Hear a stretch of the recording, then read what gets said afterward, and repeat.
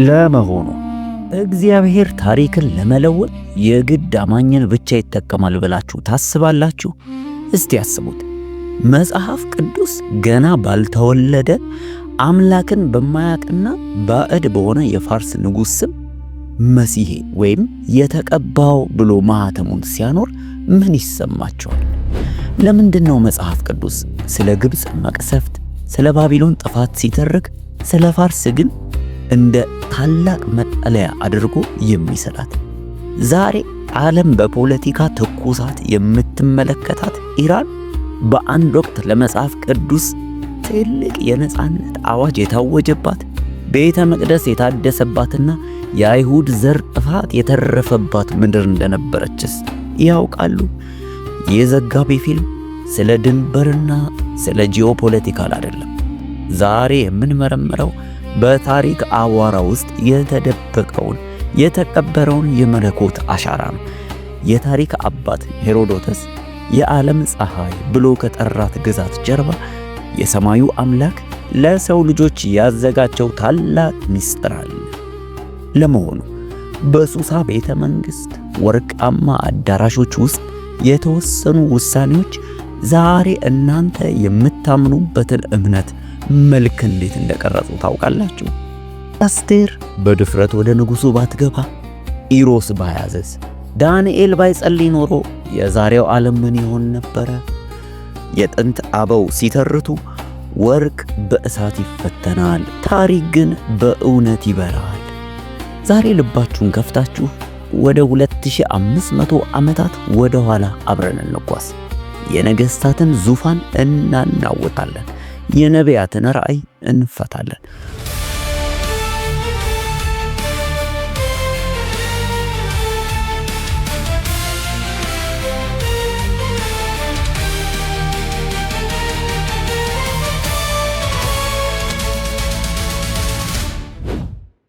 ጉዟችን የሚጀምረው ከባቢሎን ውድቀት ማግስት ነው። አንድ ንጉሥ ተነሳ፣ ሰይፍ ያልመዘዘ ነገር ግን በቃሉ ዓለምን ያሸነፈ። ወደ የእግዚአብሔር እረኛ ወደ ተባለው ታላቁ ቂሮስ ዓለም እንግባ። እስቲ ለመሆኑ አንድ ሰው ገና ሳይወለድ በስሙ ተጠርቶ የሚሰራው ሥራ ተዘርዝሮ በብራና ላይ ሊሰፍር ይችላል? በዓለም ታሪክ ውስጥ ብዙ ነገሥታት በጉልበታቸው ዙፋን ላይ ወጥተዋል። ቂሮስ ግን ዙፋን ላይ ከመውጣቱ ከ150 ዓመታት በፊት በመለኮታዊ መዝገብ ላይ ስሙ የሰፈረ ንጉሥ ነው። ነቢዩ ኢሳይያስ ገና ቂሮስ ወደዚች ዓለም ሳይመጣ እንዲህ ሲል ጻፈ። እግዚአብሔር ለቀባሁት ለቂሮስ እንዲህ ይላል፣ አሕዛብን በፊቱ እጥላለሁ፣ የናሱን ደጆች እሰብራለሁ፣ የብረቱንም መወርወያዎች እቆርጣለሁ አለ። በኢሳይያስ 45ኛው ምዕራፍ ከቁጥር 1 ጀምራችሁ እናንተ ታገኙታላችሁ። ቆም ብላችሁ አስቡት። አንድን ባዕድ ንጉሥ፣ የአይሁድ እምነት ተከታይ ያልሆነን ሰው እግዚአብሔር እረኛዬና የተቀባው መሲህ ብሎ ለምን ጠራው? ይህ ጥያቄ የብዙዎችን አይምሮ ሊያባንን ይችላል። መልሱ ግን በአንድ ቃል ይጠቃልላል፣ ፍትህ፣ የእግዚአብሔር ምሕረት። የጥንት አበው ፍትህ የጠፋበት አገር መሰረት የሌለው ቤት ነው ይላሉ። ቂሮስ ባቢሎንን ሲቆጣጠር በታሪክ ለመጀመሪያ ጊዜ ሰብአዊ መፍትን አወጀ። ማንም በሃይማኖቱና በማንነቱ ምክንያት አይሰቃይ አለ። ይህ አዋጅ ነው እንግዲህ ለ70 ዓመታት በምርኮ ይማቀቁ የነበሩትን አይሁድ ወደ ኢየሩሳሌም የመለሳቸው። እስኪ ያስቡት፣ የፋርስ ንጉሥ በገዛ ግምጃ ቤቱ በገዛ ወርቁ የአይሁድ ቤተ መቅደስ እንዲታደስ ትእዛዝ መስጠቱ። ይህ ፖለቲካዊ ብልሃት ብቻ ይመስላችኋል? ወይስ የንጉሥ ልብ በእግዚአብሔር እጅ ነው የሚለውን የእግዚአብሔርን ቃል በተግባር የሚገልጥ ታላቅ እውነታ ነው? ቂሮስ በታሪክ በር ከፈተ። ነገር ግን ከቂሮስ በኋላ የመጡት ነገሥታትስ? በፋርስ ቤተ መንግሥት ውስጥ የተቀበረው የሴራና የድፍረት ታሪክ ምን ይሆን? አንዲት አይሁዳዊት ወጣት በፋርስ ዘመን ላይ ተቀምጣ የታሪክን አቅጣጫ እንዴት እንደቀየረችውስ ስታዩት ምን ይመስላችኋል? በሚቀጥለው ምዕራፍ ወደ ሱሳ ቤተ መንግሥት ወርቃማ አዳራሾች እንገባለን። የአስቴርን ድፍረትና የሃማን ሴራ በፋርስ ምድር ላይ እንመለከታለን። ለመሆኑ የአንድ ሕዝብ ህልውና በአንዲት ሴት ድፍረትና በአንድ ንጉሥ የፍትህ በትር ላይ ብቻ ተንጠልጥሎ ሊቆይ ይችላልን ብላችሁ ታምናላችሁ? በታሪክ ማህደር ውስጥ ሱሳ የፋርስ ልብ ብቻ አልነበረችም። የአይሁድ ሕዝብ ዕጣ ፈንታ የታተመባት የመከራና የድል አደባባይ እንጂ። የጥንት ሰው ጭንቀት ለልብ ሸክም ነው፣ መልካም ቃል ግን ደስ ያሰኘዋል ይላሉ። እስኪ ያሰቡት። በፋርስ ሕግ ንጉሡ ሳይጠራው ወደ እርሱ የገባ ሰው ዕጣቱ ሞት ነበረ። አስቴር ግን ከሞት ፊት ነው የቆመችው። ለምን? ምክንያቱ ከፋርስ ዙፋን በስተጀርባ የሚሰሩ የጥፋት እጆች ነበሩና ነው። ለመሆኑ ሃማ ያዘጋጀው የጥፋት አዋጅ ቢፈጸም ኖሮ አስባችሁታል? ዛሬ ስለ መጽሐፍ ቅዱስ የምናውቀው ታሪክ ይኖር ነበር? አይሁድ ከጠፋ መሲሁስ ከየት ይወለድ ነበር? በሱሳ ቤተ መንግሥት የተካሄደው ትግል የፖለቲካ ሳይሆን የህልውናና የታሪክ ትግል ነበር። ከአስቴር ዓመታት በኋላ በዚሁ የፋርስ ቤተ መንግሥት ሌላ ታሪክ ተጻፈ። ነህምያ የንጉሡ የቅርብ ሰውና የጽዋ አቅራቢ፣ እርሱ በፋርስ ቅንጦት ውስጥ ሆኖ ስለፈረሰችው አገሩ ስቅ ብሎ አለቀሰ። እዚህ ጋር ግርምቱ የፋርስ ንጉሥ አርጤክስስ ነህምያ ለምን አዘንክ ብሎ ሲጠይቀው ነህምያ የለመነው ለራሱ አልነበረም፣ አገሩን ለመገንባት የሚያስፈልገውን እንጨትና ደህንነት እንጂ። ፋርስ እንደገና ለአይሁድ ግንባታ የሀብት ምንጭ ሆነች። የሱሳ ቤተ መንግሥት በአስቴር ድፍረትና በነህምያ ጥናታዊ የሆነ ልመና ታሪክን ቀየረ። ነገር ግን በፋርስ ምድር ሌላኛው ሚስጥር የሚጠብቀን ከአንበሶች ጉድጓድ ውስጥ ነው። ነቢዩ ዳንኤል በፋርስ ነገሥታት መካከል የነበረው ሚና ምን ይመስል ነበረ? በሚቀጥለው የዳንኤልን ራእይና በፋርስ መንግሥት ውስጥ የታየውን መለኮታዊ ኃይል እንመለከታለን። የታሪክ ሰንሰለት እንዴት እንደሚገጣጠም አስገራሚ ትዕይንት እናያለን። ወይስ ልጠይቃችሁ፣ እምነት ከታላቁ የፋርስ ግዛት ሕግ በላይ ሊሆን ይችላልን? የማይለወጠው የሜዶንና የፋርስ ሕግ እንኳን ሊያቆመው ያልቻለው ያ ኃይል ምንድን ነው? በዳንኤል መጽሐፍ 6:15ኛው ቁጥር ላይ የሚያስገርም ታሪክ እናያለን። ዳንኤልን በአንበሶች ጉድጓድ ላይ እንዲጣል ያደረገው አንዳች ነገር ተከሰተ። ታዲያ ይህ ሰው በዝምታ በተአምራዊ መንገድ ዝም ብሎ ምንም ሳይነካ በአንበሳ ጉድጓድ ውስጥ እንዲታይ ያደረገው በፋርስ መንግሥት ላይ ምን አይነት ድንጋጤና ግርምት ፈጥሮ ይሆን? የጥንት አበው እውነት ትመነምናለች እንጂ አትጠፋም ይላሉ። ዳንኤል በባቢሎን ብቻ ሳይሆን በፋርስ መንግሥትም ውስጥ ታላቅ ባለስልጣን ነበረ። ነገር ግን ጥናት በፋርስ መኳንንት ልብ ውስጥ በሰረጸ ጊዜ ዳንኤልን ወደ አንበሶች ጉድጓድ እንዲወረወር ያስደረገው አንዳች ነገር ለንጉሡ ሄደው ዘበዘቡት። እስኪ ያስቡት። ንጉሥ ዳርዮስ ሌሊቱን ሙሉ ሳይተኛ አደረ። ለምን ቢባል ዳንኤልን ይወደው ነበረ።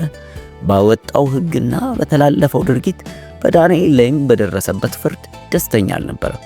ታዲያ በማለዳ ወደ ጉድጓዱ አፋፍ ሄዶ የሕያው አምላክ ባሪያ ዳንኤል ሆይ ብሎ ሲጮህ የነበረውን ጉጉት ያ ባዕድ ንጉሥ የዳንኤልን አምላክ እርሱ መድኃኒትና አዳኝ ነው ብሎ እንዲያውጅ ያደረገው ሚስጥር ሆኖ ነበር። ፋርስ ለነቢያት መጠለያ ብቻ አልነበረችም፣ ለሕጉ መታደስም ምክንያት እንጂ። ካህኑ ዕዝራ ከፋርስ ንጉሥ የአምላክህን ሕግ የምታውቅ ጥበበኛ ተብሎ ተልኮ ነበር። ፋርስ ለአይሁድ ሃይማኖት ነጻነትን ብቻ ሳይሆን ሕጉን የሚያስተምሩበትንም ሥልጣን ሰጠች። አስተውሉ። መጽሐፍ ቅዱስን ዛሬ ባለንበት መልክ እንድናገኝ የፋርስ ነገሥታት የሰጡት ፈቃድና ጥበቃ ወሳኝ ነገር ነበር። ፋርስ የእግዚአብሔር ቤተ መጻሕፍት ጠባቂ ሆና ለዘመናት አገልግላለች። ከቂሮስ እስከ ዳሪዮስ፣ ከአስቴር እስከ ነህምያ ፋርስ በመጽሐፍ ቅዱስ ውስጥ የነበራት ሚና ታላቅ ነው። ነገር ግን ይህ ሁሉ ታሪክ ለዛሬው ዘመን ምን ትርጉም አለው? ጥንታዊቷ ፋርስና ዘመናዊቷ ኢራን በመንፈሳዊው መነጽር እንዴት ይታያሉ? በመጨረሻው ምዕራፍ የምንመለከተው ይህንን ነው። የፋርስን ዘላለማዊ ቅድስና፣ የወደፊቱን ትንቢታዊ እይታ እንቃያለን። ጉዟችን ሊያበቃ ጥቂት ተቃርቧል። ከእንግዲህ በኋላ ዘመናዊቷን ፋርስን ወይም ኢራንን እንመረምራለን። ለመሆኑ ታሪክ ዝም ብሎ የሚደገም ክስተት ነው ወይስ በውስጡ ታላቅ መልእክት የያዘ ደብዳቤ ነው? ጥንታዊቷ ፋርስ በመጽሐፍ ቅዱስ ገጾች ላይ የነበራት ሚና አብቅቷል ወይስ ዛሬ ድረስ የሚቀጥል መንፈሳዊ ሚስጥር አለው? ቂሮስ፣ አስቴርና ዳንኤል የተከሉት ዘር ዛሬ ምን አፈራ? ፋርስ ለአይሁድ ብቻ ሳይሆን ለክርስትናም መነሻ ነበረች። ከምስራቅ መጥተው ለሕፃኑ ኢየሱስ ወርቅ፣ ዕጣንና ከርቤ ያቀረቡት እነዚያ ሰብአ ሰገል ምናዊዎች ይመስሏቸዋል? መነሻቸው ከዚሁ ከፋርስ ምድር እንደነበረ ስንቶቻችን እናስተውላለን? ፋርስ ለክርስቶስ መወለድም ምስክር የነበረች የመጀመሪያውን ምላሽ ከሰጡ ሰዎች መካከልም የነበረች ናት። የጥንት አበው ስር ካልጠነከረ ቅርንጫፍ አይጸናም ይላሉ። ዛሬም ቢሆን በመጽሐፍ ቅዱስ ትንቢቶች ውስጥ ስለ ኤላም ወይም የጥንቷ ፋርስ ክፍል የተነገሩ ቃላቶች አሉ። እግዚአብሔር ዙፋኔን በኤላም አኖራለሁ ብሎ በነቢዩ ኤርምያስ 49ኛው ምዕራፍ 38ኛው ቁጥር ላይ ሲናገር እናያለን። ለዚች ምድር ያለውን ልዩ ትኩረት ያሳያል። አሁን ራሳችሁን ጠይቁ። እግዚአብሔር በአንድ ወቅት መሲሄ ብሎ የጠራትን ምድር ዛሬ በምን አይን ትመለከቷታላችሁ? ታሪክን የሚመራው የሰው ልጅ ፖለቲካ ነው ወይስ የማይለወጠው የመለኮት ቃል ነው? ምናልባት እግዚአብሔር ዛሬም በፋርስ ምድር ላይ እኛ የማናየውን ታላቅ ሥራ እየሠራ ይሆን? ፋርስ በቅዱስ መጽሐፍ ውስጥ የታሪክ ብቻ ሳይሆን የትንቢትም ምድር ናት። ትላንት ቂሮስን የቀሰቀሰ፣ አስቴርን ያነገሰ፣ ዳንኤልን ከአንበሶች አፍ ያዳነ አምላክ ዛሬም የታሪኩ ባለቤት እንደሆነ እንዳትዘነጉ። ታሪክ አልተዘጋም፣ ገጾቹ ገና እየተገለጡ ነው። የፋርስ ምስጢር ግን አንድ ነው፣ ልዑል በሰው ልጆች መንግሥት ላይ እንዲሰለጥን ያውቁ ዘንድ። ዛሬ ላይ ኢራን በዜና ማሰራጫዎች የምትታወቅበት መንገድ ግልጽ ነው። ነገር ግን ከፖለቲካው ጩኸትና ከጋዜጣው አርዕስት በስተጀርባ በፋርስ ሰማይ ስር ምን አይነት መንፈሳዊ ታሪክ እየተጻፈ እንደሆነ ያውቃሉ? የታሪክ ምሁራን እንደሚሉት ዛሬ በኢራን ምድር ላይ እየታየ ያለው መንፈሳዊ ለውጥ በዓለም ላይ ካሉ ፈጣንና ጥልቅ ለውጦች አንዱ ነው ይላሉ። የጥንት አበው ብርሃን በጨለማ ያበራል፣ ጨለማውም አላሸነፈውም እንዳሉት በአንድ ወቅት ቂሮስ ለአይሁድ የነጻነት አዋጅ በታወጀበት ምድር ዛሬ በሚሊዮን የሚቆጠሩ ኢራናውያን የሰላምንና የፍቅርን አምላክ በቤታቸው ውስጥ በድብቅ እየፈለጉ ነው። ይህ የ21ኛው ክፍለ ዘመን የፋርስ ተአምር አይደለምን? ለመሆኑ በታሪክ ዘመናት ሁሉ እግዚአብሔር ፋርስን ለታላቅ ዓላማ ሲጠቀምባት እንደቆየ ካስተዋልን ዛሬ ለምን ዝም ይላል? ወይስ እኛ በማናየው መንገድ በፋርስ ሕዝብ ልብ ውስጥ አዲስ ታሪክ እየጻፈ ይሆንን? የዛሬዋ ኢራን ክርስቲያኖች የከርሰ ምድር ቤተ ክርስቲያን ተብለው ይጠራሉ። ልክ እንደ ጥንቶቹ ሰማዕታት ማለት ነው። ትንቢቱ ዙፋኔን በኤላም አኖራለሁ እንደሚለው ይህ ቃል በታሪክ ብቻ ተፈጽሞ የቀረ ሳይሆን ዛሬም በፋርስ ምድር ላይ ሕያው ነው። ኢራን የመከራ ምድር ብቻ አይደለችም፣ የመለኮታዊ ተስፋና የመንፈሳዊ ዳግም ልደት እንጂ። እናንተስ ስለ ኢራን ስታስቡ የምታዩት የሚጋጩ ኃይላትን ነው ወይስ በነቢያት የተነገረላትን ያችን የተቀደሰች ምድር? የታሪክ ባለቤት ዛሬም በፋርስ ተራራዎች ላይ እየተራመደ ነው። ጥያቄው ግን ይህንን ሚስጥር ለማየት አይናችሁ ክፍት ይሆንን? ከዚህ ሁሉ በላይ ግን አንድ ነገር እንግለጥ። የዓለም ፍጻሜ መጀመሪያው የት እንደሆነ ያውቃሉ? ብዙዎች ወደ መካከለኛው ምስራቅ ሲመለከቱ የጦርነት ነጋሪት ይሰማቸዋል። በመጽሐፍ ቅዱስ ትንቢት ውስጥ ግን ፋርስ በመጨረሻው ዘመን ሁለት የሚጋጩ ግን የሚደነቁ ሚናዎች አሏት።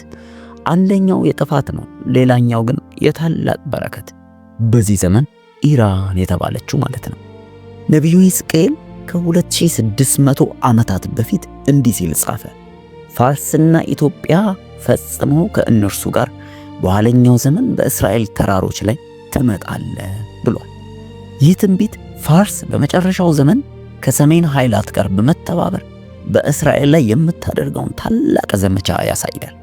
ለመሆኑ በቂሮስ ዘመን የአይሁድ ወዳጅና ነፃ አውጪ የነበረችው ፋርስ እንዴት በመጨረሻው ዘመን ኢራን ወደ ተቃራኒው ጎራ ትቆማለች? ይህ የታሪክ መገለባበጥ ምን ያስተምረናል? የሰው ልጅ ፖለቲካ ቢለዋወጥም መለኮታዊ ትንቢት ግን ወደ ፍጻሜው መጓዙን አያቆምም። ማለትም እግዚአብሔር በተስፋው ቃል የገባው ትንቢት ማለት ነው። እዚህ ጋር ብቻ አያበቃም።